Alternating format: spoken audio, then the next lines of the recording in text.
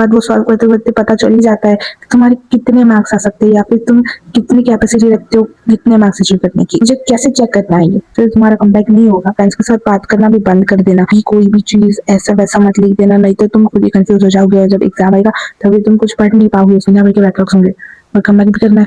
कैसे करोगे इतनी सारे बैकलॉग्स के साथ? कैसे करोगे? लेकिन it's okay, I am here to guide you for making your biggest comeback. देखो, इट्स नॉट दैट हार्ड।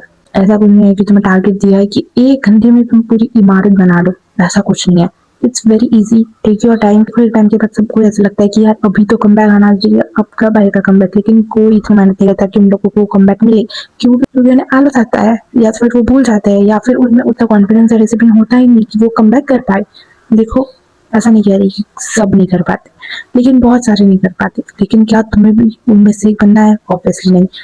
तो अगर तुम एक गोल सेट कर दो कि इतने मार्क्स तो मुझे लाने ही है और चिपका दो अपने वॉल पे। ऐसा नहीं कि तुमने वॉल पे चिपका दिया तो फिर तुम्हें देखना ही नहीं है, देखना है तुम्हें, रोज देखना है। जगह पे जगह ना जहाँ पर तुम हर रोज जाते हो, हर रोज तुम उस जगह से लड़ते हो, तो तुम्हें मोटिवेशन आएगा कि नहीं, इस बार इतने मार्क्स तो लाने ही है, कुछ भी हो जाए, कितना भी आलस आए, कितना भी लो कॉन्फिडेंस हो, कितना भी डिमोटिवेशन हो, लेकिन हमें इतने मार्क्स तो लाने ही है। क्यों? और गोल्स है ना ऐसे सेट करना जो तुम कर पाओ। ऐसा नहीं कि तुमने 100% गोल सेट कर, गोल्स बनाओ that are achievable, not the ones that are not.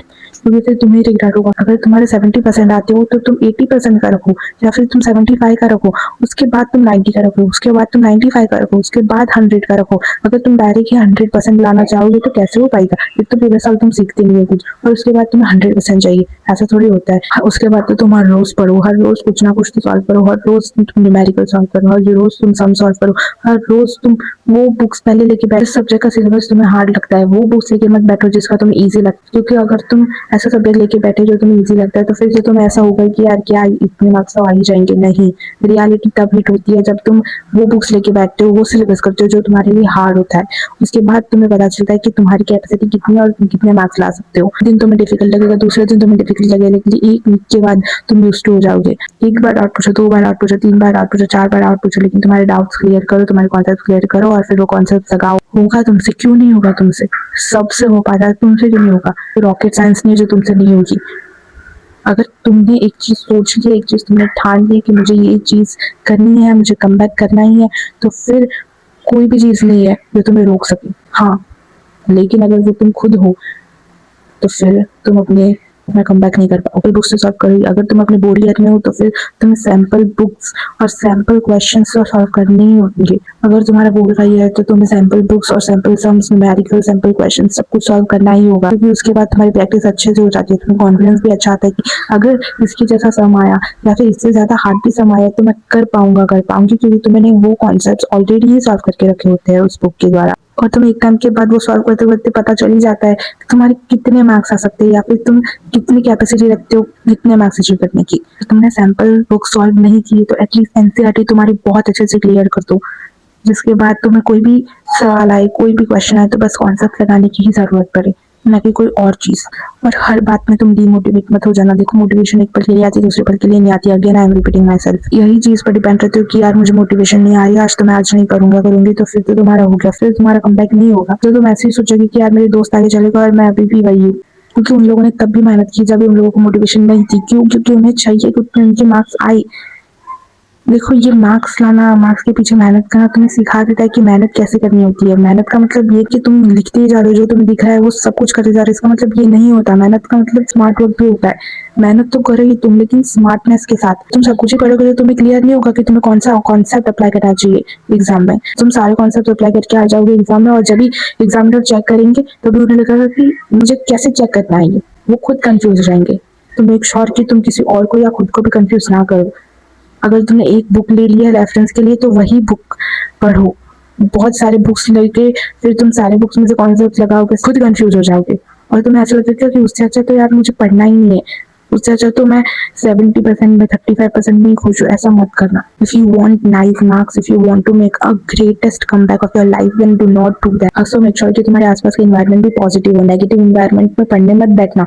नहीं तो एक काम करना कि तुम एक अकेले रूम में जाना और उस रूम में बैठना, या फिर तुम उस रूम में बैठना जहाँ पे साइलेंस हो, वहाँ पे पीस हो, जब भी तुम्हें ऐसा लगे कि अगर मैं यहाँ पे पढ़ूंगा पढ़ूंगी तो मुझे सब कुछ समझ आ जाएगा। तुम्हें जहाँ पढ़ना पसंद है तुम वही पढ़ना।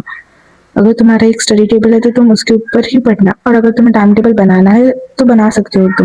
तुम्हें टाइम टेबल फॉलो करने आता है, तुमने बहुत साल टाइम टेबल बना के फॉलो किया है तो तुम कर सकते हो। लेकिन अगर तुम न्यू हो और तुम ऐसे लगता है कि टाइम टेबल बनाने से मेरा कमबैक हो जाएगा, तो ऐसा मत करना, क्योंकि तुम पहली पहली बार तो करोगे, उसके बाद 2-3 बार you will feel as if you are bored. So it's better to not go in that way. तुम अपने फ्रेंड्स को बार बार कॉल करके मत पूछना कि तूने कितना पढ़ा, मैंने कितने पढ़ा, क्योंकि फिर तुम अलग बात पे निकल जाते हो, और जो पढ़ाई की बात होती है वो तो तुम करती ही नहीं हो। उससे अच्छा फ्रेंड्स के साथ बात करना भी बंद कर देना जब भी एग्जाम्स पास आने लगे। इसका मतलब मैं ये नहीं कह रही कि तुम कहो कि कोई तुम्हें पूछे यार कितना पढ़ा, नहीं नहीं यार मैंने तो कुछ आगे नहीं किया ऐसे। उससे अच्छा तुम बात ही मत करना, उससे अच्छा तुम कॉल ही मत उठाना। एटलीस्ट बस मैसेज कर देना कि अभी मैं बिजी हूँ, बात नहीं कर सकता, बात नहीं कर सकती। That will make them clear. Make sure कि तुम्हारे फ्रेंड सर्कल अच्छा हो। Positive friend circle banana is very hard, but still choose people wisely. और नोट्स बहुत अच्छे से बनाना, जिस सब्जेक्ट में जरूरत है उस सब्जेक्ट में नोट्स अच्छे से बनाना, एकदम अच्छे से। कुछ भी कोई भी चीज ऐसा वैसा मत लिख देना, नहीं तो तुम खुद ही कंफ्यूज हो जाओगे, और जब एग्जाम आएगा तभी तुम कुछ पढ़ नहीं पाओगे। मेक श्योर कि हर एक चीज जो तुम उस नोट्स में लिख रहे हो वो तुम्हें ऑलरेडी क्लियर है। ऐसा नहीं कि तुम्हें क्लियर नहीं और तुमने लिख दिया क्योंकि लेक्चर में पढ़ा रहे थे वैसा। कॉन्सेप्ट्स क्लियर करना, ये मैंने अपनी लास्ट वीडियो में भी कहा था और मैं फिर से कह रही हूँ, कॉन्सेप्ट्स आर वेरी इंपॉर्टेंट। क्योंकि कोई भी क्वेश्चन आए तो तुम पहली बार देखो, लेकिन तुम्हें कॉन्सेप्ट्स पता है, तुम्हें पता है कि क्वेश्चन कैसे सॉल्व होगा, कौन सा फॉर्मूला करके सॉल्व होगा, तो फिर तुम कुछ भी कोई भी क्वेश्चन कर सकते हो। ऐसा डिपेंड करते हो, नहीं तो फिर तुम अगर ऐसे डिपेंड करो कि मैं रट्टा मार दूंगा तो फिर तो हो गया। फिर तुम कम बैक नहीं कर सकते, क्योंकि फिर वही रट्टा मारा हुआ तुम कभी नहीं भूल सकते। लेकिन कॉन्सेप्ट एक बार जो क्लियर हो जाए वो तुम नहीं भूल सकते, लाइफ लॉन्ग याद रहता है। कम बैक करना इसलिए रात को 12-12 बजे तक नहीं सोना है और फिर 5-5 बजे उठना है, ऐसा सब कुछ मत करना। Again it's not a rocket science जो तुम्हें क्रैक करनी ही पड़ेगी। अपने टाइम के अकॉर्डिंग करना। अगर तुम 5 घंटे भी पढ़ाई कर रहे हो इट्स इनफ। अगर फिर तुम 6-6 घंटे पढ़ाई कर रहे हो और तुम्हें पता ही नहीं चल रहा, बस बैठे हो किताब लेके क्योंकि पढ़ना है, तो उसका कुछ फायदा नहीं है। अगर तुम 5 घंटे भी इफेक्टिवली पढ़ रहे हो, तुम्हें याद रह रहे कॉन्सेप्ट, तुम्हें सब कुछ याद रह रहा है, इट्स वेरी नाइस। तो go for quality over quantity. कोई जरूरत नहीं है तुम्हें 6-8 घंटे पढ़ने का। तो तुम अपना दिन स्लॉट्स में डिवाइड कर सकते हो कि 3 घंटे सुबह पढ़ना है, फिर 3 घंटे दोपहर को, और फिर 3 घंटे शाम को। ऐसा करोगे तुम तो भी चलेगा, क्योंकि फिर वो तुम बीच बीच में ब्रेक भी ले लो, और ब्रेक के टाइम पे मेक श्योर कि तुम बाहर वॉक करने के लिए जाओ, ना कि फोन लेके बैठो, क्योंकि it will consume your energy और फिर तुम्हें पढ़ने का मन नहीं होगा। फिर तुम स्किप करोगे कि नहीं आज 3 घंटे पढ़ लिया दोपहर को और सुबह, अभी शाम को नहीं पढ़ना है, कल पढ़ेंगे और कवर कर देंगे। ऐसा मत कर, कल कल करके बैकलॉग्स हो जाते हैं। इसलिए बैकलॉग्स क्लियर करने हैं, बैकलॉग्स नहीं रखने, तो फिर तुम ये सब स्किप मत करना। तुम्हारी पढ़ाई को प्रायोरिटाइज करो, सबसे ऊपर तुम्हारी पढ़ाई ही होनी चाहिए, उसके बाद सब। अभी ही टाइम है तुम्हारी पढ़ाई को प्रायोरिटाइज करने का।